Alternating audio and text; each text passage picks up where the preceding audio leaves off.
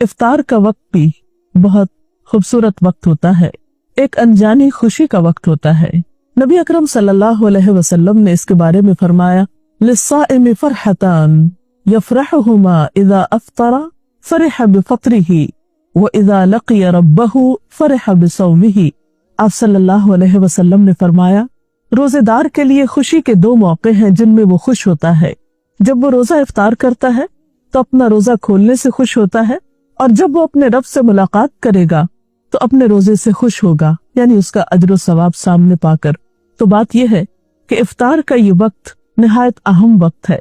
ये वक्त कब शुरू होता है? कुरान पाक में अल्लाह सुब्हानहू तआला फरमाते हैं, सुम्मा अतिम्मु सियाम इलल लैल, फिर पूरा करो रोजे को रात तक। गोया जब रात का आगाज हो जाए, रात शुरू हो जाए, सूरज गुरूब हो जाए, तो वो रोजेदार के रोजे इफ्तार करने का वक्त होता है। गुरूब आफ्ताब रोजा इफ्तार करने की शर्त है, उससे पहले रोजा इफ्तार नहीं किया जा सकता। बुखारी और मुस्लिम की एक रिवायत के मुताबिक क़ाल रसूलुल्लाह सल्लल्लाहु अलैहि वसल्लम, इज़ा अक़बल अल-लैलु मिन हाहुना व अदबर अन-नहारु मिन हाहुना व ग़रबत अश-शम्सु फ़क़द अफ़्तर अस-साइम। आप सल्लल्लाहु अलैहि वसल्लम ने फरमाया, जब रात आ जाए, दिन चला जाए और सूरज गुरूब हो जाए तो रोजादार रोजा खोल ले। गोया दिन का जाना और रात का आना वो वक्त है जब रोजा इफ्तार किया जाता है। ये भी याद रहे कि रोजा इफ्तार करने में जल्दी करना मसनून है। गोया सूरज के गुरूब होने के फौरन बाद रोजा खोल लेना चाहिए। हजरत अनस रज़ियल्लाहु ताला अन्हु फरमाते हैं कि इन्ना नबी सल्लल्लाहु अलैहि वसल्लम लम यकुन लियुसल्ली अल-मग़रिब हत्ता युफ्तिरा वलो अला शरबति माइन, कि आप सल्लल्लाहु अलैहि वसल्लम इफ्तार किए बगैर मगरिब की नमाज नहीं पढ़ते थे, चाहे एक घूंट पानी से इफ्तार करते। गोया इससे ये भी पता चलता है कि इफ्तार का वक्त मगरिब की नमाज से पहले का है, यानी नमाज नहीं पढ़नी चाहिए जब तक कि इफ्तारी न कर ली जाए। हजरत सहल बिन साद से रिवायत है कि रसूलुल्लाह सल्लल्लाहु अलैहि वसल्लम ने फरमाया, लोग बराबर भलाई पर रहेंगे जब तक कि रोजा खोलने में जल्दी करेंगी। जैसा कि सहरी के बारे में गुफ्तगू करते हुए आपको बताया गया था कि बहुत जल्दी सहरी करने की बनिस्बत ताखीर से सहरी करना लेकिन वक्त के अंदर ज्यादा अफजल है। इसी तरह इफ्तार में भी बहुत ताखीर नहीं करनी चाहिए कि मसलन रात का जब बहुत अंधेरा हो जाए, इशा की नमाज का वक्त हो जाए, तो एक शख्स समझे कि अब इफ्तार करना ज्यादा सवाब का बायस है क्योंकि मैंने सब लोगों से 1-1.5 घंटा ज्यादा लंबा रोजा रखा है और देर से खाया पिया है। तो ऐसा करना कुछ सवाब का बायस न होगा, बल्कि उल्टा सुन्नत रसूल सल्लल्लाहु अलैहि वसल्लम की मुखालफत होगी। तो आपने फरमाया कि लोग भलाई पर रहेंगे जब तक कि इफ्तार में जल्दी करेंगे, गोया एतदाल में रहेंगे। तो इससे ये पता चलता है कि हमारा दीन हमें हर मामले में एतदाल का सबक देता है। इंतहा पसंदी हमारे दीन का हिस्सा नहीं है। एक और हदीस के मुताबिक वो लोग अल्लाह के महबूब बंदे होते हैं जो इफ्तार करने में जल्दी करते हैं। अन अबी हुरैरा क़ाल क़ाल रसूलुल्लाह सल्लल्लाहु अलैहि वसल्लम क़ाल अल्लाहु अज़्ज़ा व जल्ल अहब्बु इबादी इलैया आजलुहुम फ़ित्रन, कि अल्लाह ताला फरमाते हैं, मुझे मेरे बंदों में सबसे ज्यादा महबूब वो हैं जो इनमें से इफ्तार में जल्दी करने वाले हैं। गोया अल्लाह ताला की इताअत करने में देर न करना, जब हुक्म आ जाए तो फिर पसोपेश न करना अल्लाह ताला को पसंद है। फिर इसी तरह हम देखते हैं हजरत अनस रज़ियल्लाहु ताला अन्हु से रिवायत है, और आप जानते हैं कि हजरत अनस रज़ियल्लाहु ताला अन्हु हुजूर अकरम सल्लल्लाहु अलैहि वसल्लम की खिदमत में 10 साल तक रहे। वो कहते हैं कि आप सल्लल्लाहु अलैहि वसल्लम नमाज मगरिब से पहले ताजा खजूरों से रोजा इफ्तार फरमाते। अगर ताजा खजूरें न होती तो खुश्क खजूरों से इफ्तार फरमाते। अगर खुश्क खजूरें न होती तो चंद घूंट पानी से ही इफ्तार फरमा लेते। तो इससे पता चलता है कि दूसरी चीजों के निस्बत खजूर से रोजा इफ्तार करना आपको ज्यादा पसंद था। वह आपकी सुन्नत और आपकी पसंदीदा चीज खजूर से रोजा इफ्तार करना है, और खजूरों में भी ताजा खजूर। लेकिन जरूरी नहीं कि हर शख्स के पास खजूरें हो, और ये भी जरूरी नहीं कि ताजा खजूरें हो। तो अगर मयस्सर हो, मुमकिन हो, तो ऐसा करना ज्यादा बेहतर है। और अगर ये चीज मयस्सर न हो तो उसके बाद पानी पीना ज्यादा बेहतर है, क्योंकि पानी पाक करने वाली चीज है। इफ्तारी के सिलसिले में एक और बात का हम सबको ख्याल रखना चाहिए कि ये वक्त भी दुआओं की कबूलियत का वक्त है।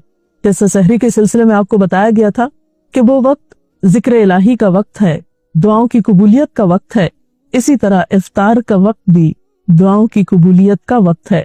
इस सिलसिले में हम देखते हैं कि आप सल्लल्लाहु अलैहि वसल्लम ने फरमाया, सलासु दअवातिन ला तुरद्दु दअवतुल वालिदी व दअवतुस साइमी व दअवतुल मुसाफिरी, कि 3 आदमियों की दुआ रद्द नहीं की जाती, बाप की दुआ, रोजादार की दुआ और मुसाफिर की दुआ। तो गया इंसान इन तीनों हालतों से फायदा उठा सकता है। वालिदैन को अपने बच्चों के लिए खुसूसी दुआएं करनी चाहिए। इसी तरह रोजादार इफ्तार के वक्त खास तौर पर दुआ करे, दिन में भी दुआ कर सकता है लेकिन खुसूसन इफ्तार के वक्त। और इसी तरह मुसाफिर भी आम दिनों की निस्बत सफर की हालत में अल्लाह ताला के ज्यादा करीब होता है, इसलिए उसको इस मौके से भी फायदा उठाना चाहिए। इफ्तारी के लिए आप सल्लल्लाहु अलैहि वसल्लम ने खुद भी दुआ सिखाई है। अन इब्न उमर क़ाल कान नबी सल्लल्लाहु अलैहि वसल्लम इज़ा अफ्तर क़ाल ज़हब अज़्ज़मअ वब्तल्लत अल-उरूक़ व सबत अल-अज्र इंशाअल्लाह, जिसका तर्जुमा है प्यास खत्म हो गई, रगे तर हो गई और रोजे का सवाब पक्का हो गया इंशाअल्लाह। इसी तरह इफ्तार की कुछ और दुआएं भी आपने सिखाई। हजरत मुआज़ बिन ज़ुहरा से रिवायत है कि नबी सल्लल्लाहु अलैहि वसल्लम जब रोजा इफ्तार करते तो फरमाते, अल्लाहुम्मा लका सुम्तु व अला रिज़्क़िका अफ्तरतु। इसका तर्जुमा है, ए अल्लाह, तेरे ही लिए मैंने रोजा रखा और तेरे ही रिस्क पर मैंने इफ्तार किया। जैसे कि आप जानते हैं कि इफ्तार करना और इफ्तार में जल्दी करना बाबरकत है, इसी तरह इफ्तारी के वक्त भी दूसरों की गमगुसारी और दूसरों की दिलजोई और दूसरों के हुकूक का लिहाज रखना बहुत जरूरी है। इसीलिए हम देखते हैं कि नबी अकरम सल्लल्लाहु अलैहि वसल्लम ने रोजेदार के रोजे को इफ्तार कराने की भी तरगीब दिलाई है। हदीस में आता है कि जिसने रोजादार को रोजा इफ्तार कराया उसे भी उतना ही अजर मिलेगा जितना अजर रोजादार के लिए होगा, और रोजादार के अजर से कोई चीज कम न की जाएगी। तो इससे पता चलता है कि अगर एक इंसान दूसरों के रोजे इफ्तार कराने का एहतमाम करता है तो वो एक बहुत बड़े अजर को समेटता है। और इसमें भी फिर बात यह है कि किस चीज से किसी का रोजा इफ्तार कराया जाए। क्या उसके लिए जरूरी है कि एक बहुत बड़ी इफ्तार पार्टी का ही एहतमाम किया जाए, या एक देग ही पकाई जाए, या कोई खास किस्म का एहतमाम हो? नहीं, ये सवाब हर वो शख्स पा सकता है कि जो लस्सी का एक घूंट या एक खजूर या पानी का एक घूंट पिलाकर ही किसी का रोजा इफ्तार कराता है, उसको भी ये सारा अजर सवाब हासिल होता है। अब आप देखिए कि रोजा इफ्तार कराने वाले ने तो ये अजर पा लिया, लेकिन जो शख्स रोजा इफ्तार कर रहा है उसे जवाब में क्या रवैया इख्तियार करना चाहिए। उसे भी एक अदब और अखलाक सिखाया गया कि वो इफ्तार कराने वाले के लिए दुआ करे, और वो दुआ भी आप सल्लल्लाहु अलैहि वसल्लम ने खुद सिखा दी। अन अनस क़ाल कान रसूलुल्लाह सल्लल्लाहु अलैहि वसल्लम इज़ा अफ्तरा इंद क़ौमिन क़ाल अफ्तरा इंदकुमुस साइमून व अकल तआमुकुमुल अबरार व तनज़्ज़लत अलैकुमुल मलाइका।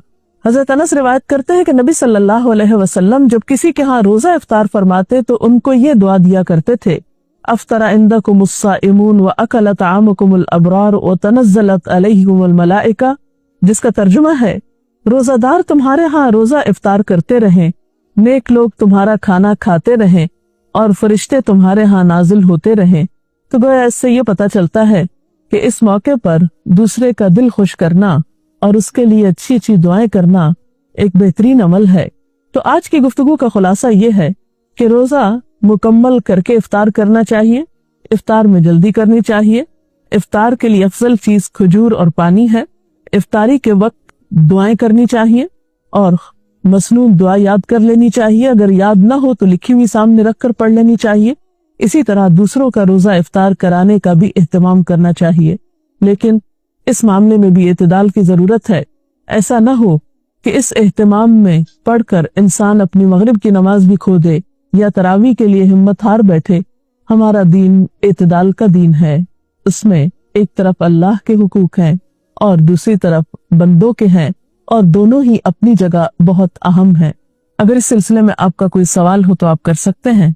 अभी हमने आपकी गुफ्तगू में सुना कि इफ्तारी का वक्त जो है वो दुआओं की कबूलियत का टाइम है, लेकिन आमतौर पे हमारे घरानों में देखा गया है कि इस वक्त इफ्तारी की तैयारी में ज्यादा ध्यान होता है اور دعاؤں کی طرف جو ہے وہ دھیان کم ہوتا ہے، تو اس چیز کو کیسے امپروو کیا جا سکتا؟ جی شکریہ. افطار کا وقت سحری کے وقت کی طرح ایک بہت بہترین وقت ہوتا ہے، دعاؤں کی قبولیت کا وقت ہوتا ہے، اور عام طور پر دیکھا گیا ہے کہ افطاری کی تیاری میں اتنا وقت لگ جاتا ہے کہ دعا کرنا بھی بھول جاتے ہیں، اور آخری وقت تک کچھ نہ کچھ پکایا جاتا رہتا ہے یا لگایا جاتا ہے، اور اسی میں سارا وقت گزر جاتا ہے. اس سلسلے میں بات یہ کہ ایک تو اوور ایٹنگ روزے کے سارے مقصد کو ختم کر دیتی ہے، پھر بعض اوقات طبیعت میں اتنی گرانی ہوتی ہے کہ اس کے بعد نماز جو ہے وہ ایک بہت بوجھل اور مشکل کام محسوس ہوتا ہے، پھر اسی طرح اسراف بھی ہوتا ہے. تو اس میں بھی اعتدال کی ضرورت ہے. انسان افطاری کی تیاری میں اگر جلدی کرے اور آخری وقت یعنی روزہ افطار کرنے سے پہلے کے کچھ لمحات جو ہیں وہ تمام کاموں کو چھوڑ کر خصوصی طور پر دعائیں کرنے میں گزارے تو یہ ایک بہت بہترین عمل ہوگا.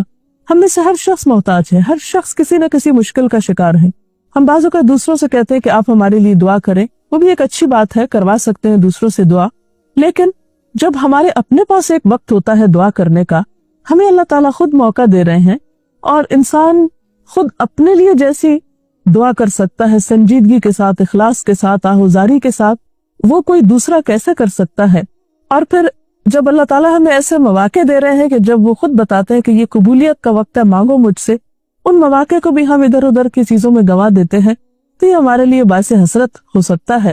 اس لیے ان اوقات کو آپ بہترین طریقے سے استعمال کریں. مثلاً آپ کیا کریں کہ اگر آپ کسی کے ہاں افطار کر رہے ہیں یا اپنے گھر میں افطار کر رہے ہیں تو افطاری سے پہلے جو بھی میسر ہو وہ قریب رکھ لیا جائے، اور پھر یکسو ہو کر اللہ تعالیٰ سے مناجات کی جائے، ذکر کیا جائے، دعا کی جائے، اور پھر جب وقت آ جائے تو اس وقت افطار کر لی جائے، اور پھر نماز مغرب میں جلدی کی جائے.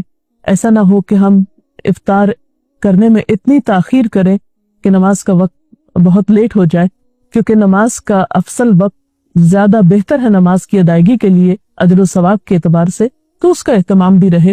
اور پھر بعد میں اگر کھانا کھا رہے ہیں تو اتنا زیادہ پیٹ بھر کے کھانا نہ کھائیں کہ عشاء کی نماز اور تراویح میں مشکل ہو. تو ان چند باتوں کا دھیان رکھنا بے حد ضروری ہے. السلام علیکم. میرا سوال ہے کہ بادلوں کی وجہ سے کبھی کبھی سورج چھپ جاتا ہے، ایسا لگتا ہے جیسے غروب ہو گیا ہے، اور ہم اگر روزہ کھول لیتے ہیں تو کیا وہ ہو جائے گا؟ وقت سے پہلے روزہ افطار کر لیا جائے تو اس سے روزہ نہیں ہوتا، اس روزے کو آپ کو دہرانا ہوگا.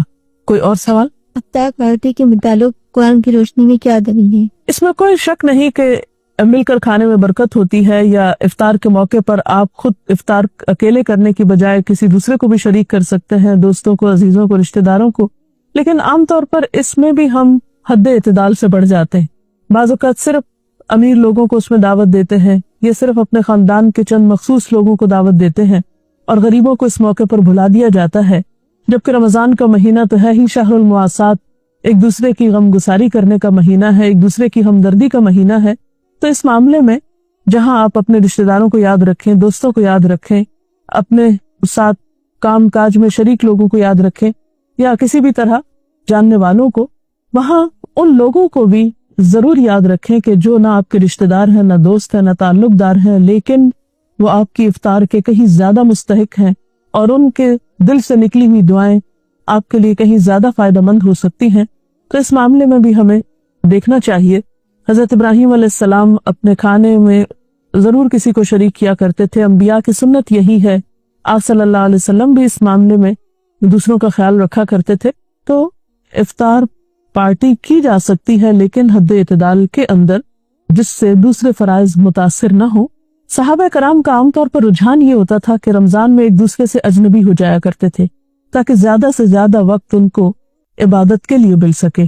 تو اگر ہماری عبادات پر اثر نہ پڑے اور ہماری روحانیت متاثر نہ ہو تو میل جول میں حرج نہیں ہے. اجازت.